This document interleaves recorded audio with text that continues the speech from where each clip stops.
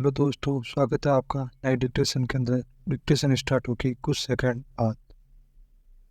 उपाध्यक्ष महोदय, आप जानते हैं कि इस विधेयक पर आजकल जो बहस हुई है उसमें हमने पूरा विरोध किया है और इस संबंध में अपने तर्क पेश किए हैं।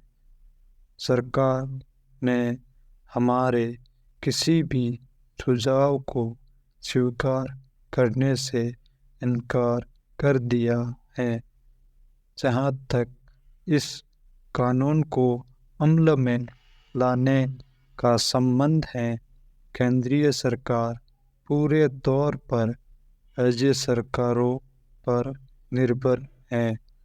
मंत्री महोदय ने कहा है कि कई सूबों ने इस बारे में सहयोग देने का आश्वासन दिया है, लेकिन मैं जानता हूँ कि कई सूबों ने इस कानून का बहुत सख्त विरोध भी किया है।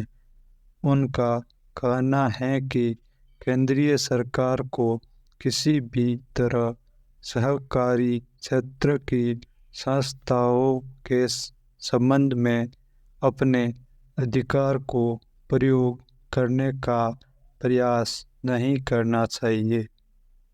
इस सुझाव को पेश करने में मेरा खास मकसद यह है कि अगर सरकार ने इस विधेयक को अमल में लाना ही है तो फिर यह विधेयक सारे देश में एक साथ अमल में आए और यह तमाम सहकारी बैंकों या सहकारी संस्थाओं पर एक साथ लागू हो। वरना जिस सूबे की सरकार यह मान लेती है कि इस विधेयक को वहाँ पर अमल में लाया जाए, वहाँ की सहकारी बैंकों को प्रीमियम देना पड़ेगा।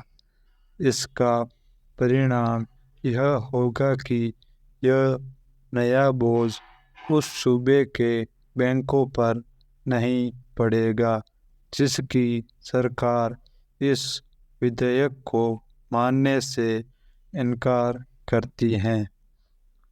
मेरे इस सुझाव को स्वीकार करने का यह भी लाभ होगा कि अगर केंद्रीय सरकार यह चाहती है कि इस कानून को किसी भी हालत में अमल में लाना चाहिए और सहकारी बैंकों में पैसा रखने वाले लोगों को तत्काल कानून का संरक्षण देना चाहिए, तो उस पर भी यह बंधन रहेगा कि चूँकि उसने इस विधेयक को एक साल में अमल में लाना है, इसलिए यह जल्दबाजी करके इस विधेयक को पूरे देश पर एक साथ अमल में ला पाएंगी।